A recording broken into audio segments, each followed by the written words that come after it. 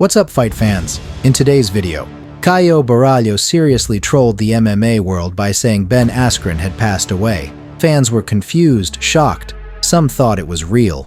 But Caio later admitted he made a mistake. Also, Merab Dvalishvili along with Nina Drama returned to Georgia like a national hero. The streets went absolutely wild. We've also got fresh updates on Ilia Topuria, Khamzat Chimaev, and other big UFC stories. So, no more talking. Let's get started. This past Saturday, it was reported that former UFC fighter Ben Askren was in critical condition after being hospitalized with a serious staph infection that later turned into pneumonia. Just a few days later, his wife posted an update thanking the MMA community for the support, saying that Ben was fighting a serious health issue. Then today, Caio Borralho shocked everyone by posting that Ben Askren had passed away. The MMA community didn't know what to think. Was this real? Or was Caio seriously trolling Askren in the worst way possible? For a while, there was no confirmation, and fans were hoping that Caio simply misunderstood Ben's wife's original post from 4 days ago, or that it was just a really bad joke. But Caio later admitted he made a mistake. He saw a black and white photo of Ben Askren posted by Macy Barber, along with a caption that sounded like a tribute. That led him to believe something terrible had happened. Without fully checking the facts, he reacted emotionally, which made people think Ben had died. After realizing he was wrong, Caio deleted the post and apologized, not only to the fans but also to Ben Askren and his family. He explained that he never meant to announce anything and that it came from a place of concern and emotion, not bad intentions. Thankfully, Ben Askren is alive and recovering. Off his big win at UFC 316, where Dvalishvili submitted Sean O'Malley in the third round with what fans are now calling the machine choke, Merab returned to Georgia to celebrate with his people and brought Nina Drama along for the ride. But what she didn't expect, that this trip would turn into one of the most unforgettable experiences of her life. As soon as they landed in Tbilisi, Nina realized just how huge Merab is in his home country. Fans were running after him in the streets, cheering and waving flags. One viral post even showed Merab standing on top of a double-decker bus, UFC belt on his shoulder, while fans chased the bus and some even jumped on.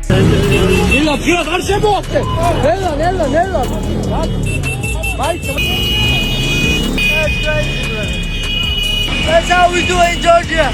Nina was blown away. Banners with her name were everywhere. Streets were buzzing. And the way Georgians welcomed her? Pure love. Nina later posted a heartfelt message on her Instagram story, sharing a photo and thanking UFC leadership. "Thank you to the UFC and Dana White for taking a chance on me. I'm so happy. Coolest chapter of my life." So now Nina's becoming a fan favorite in Georgia, and everyone's watching to see what she'll drop next.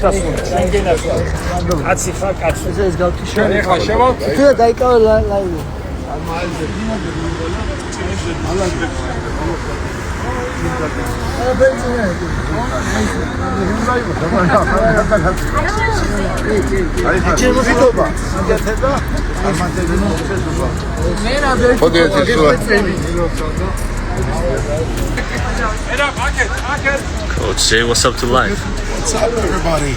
Gamarjoba. We're in the beautiful town of Tbilisi, or country, whatever it is. I don't know, but it's beautiful.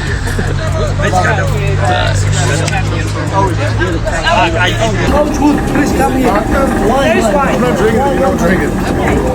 Yeah, so this is, as you see, special drink for us, you know? Hold this on, and then... What is this? It's wine? Wine, yeah. If you have to finish it, you cannot go back. What? Yeah, Seriously? no, yeah, you have to... It's a tradition. We give you... Okay. No, you gotta do it this way. Okay, I got it.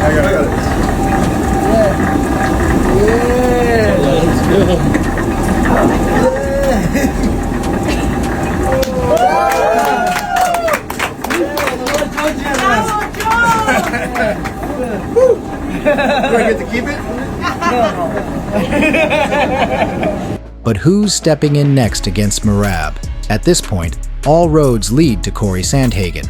It might not be the fight fans were hoping for, but for Merab it's a good matchup. A lot of people wanted to see a rematch with Umar Nurmagomedov, especially now that Javier Mendez says Umar could be ready to return in 3 to 4 months. That timing would actually work perfectly. Merab would have enough time to rest and reset. Aljamain Sterling recently told a story on his podcast about a kind of awkward run-in he had with Team Khabib, specifically Umar's crew, before Merab Dvalishvili's fight. In a car in Abu Dhabi, me, him, and his brother. And I remember telling him, because he was like saying he wants to fight Merab, which I get in the same weight class. It was like, how's he gonna beat me? How's he gonna beat me? And I was like, brother, he doesn't get tired and he's gonna shoot 100 times. And then his brother said something. His brother goes, well, he would defend 100 times. And I'm just like, I don't think you guys understand until you're actually in there. And then of course we saw the fight. And I'm like, I tried to tell you, brother. I did try to tell you. It's different. And according to recent footage, Umar has fully recovered from his broken hand and is already back in the gym, training hard at full intensity.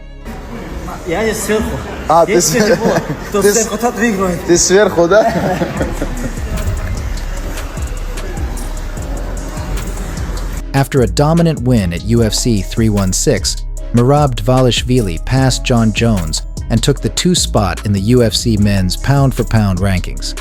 Now he's sitting right behind Islam Makhachev. 13 wins in a row, one of the most active and dominant fighters in the game, and now, officially the second fighter in the entire UFC Georgian Pride at the top of the world. And honestly, this feels like just the beginning. Ilia Topuria recently shared new training footage on Instagram, and it shows how serious he is about his upcoming fight with Charles Oliveira at UFC 317. He's training with new coaches after parting ways with the Climate brothers. In the video, Ilia looks sharp and ready, but fans started talking when a couple of training photos with Raul Rosas showed up online. Rosas is a bantamweight, yet in the pictures, he looks noticeably bigger than Topuria, and that surprised a lot of people. Based on that, many claimed that Oliveira would actually win. One fan wrote, "Why does Rosas look bigger? Why is he training with a 135-pounder? This is why Charles will bully him and step on him when they fight. He's done." Ilia is taking a huge risk. A loss to Charles Oliveira could damage his image and hype. Facing Islam would have been a smarter gamble. He is under a lot of pressure and needs to win. Still, others backed Topuria and reminded everyone, power matters more than size. Charles takes too many shots. Ilia only needs one clean hit. And yeah, I personally agree with the idea that size doesn't really matter. In fact, sometimes it can actually help a fighter. There are plenty of examples in fight history where smaller fighters can be straight-up killers. For example, Michael Bisping is picking Ilia Topuria to beat Charles Oliveira. As I say, I'm leaning towards Ilia, but anything can happen in a mixed martial arts fight. Meanwhile, Khamzat Chimaev looks sharper than ever as he prepares for his next big challenge at UFC 319. Training footage shows him pushing hard every day and staying dialed in.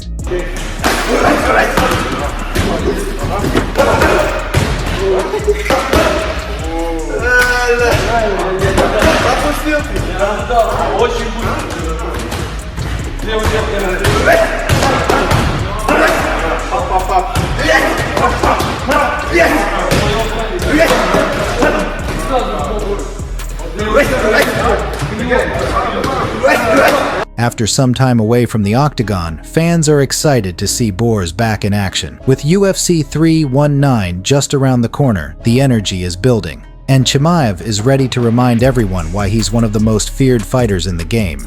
Stay tuned, things are about to get wild. I have really bad news. I'm sorry, Sean O'Malley lost. It's okay, babe. It's okay. He was getting choked out, he tapped. Yeah, I'm sorry. But Merab was like crazy. I recorded the whole fight for you, okay?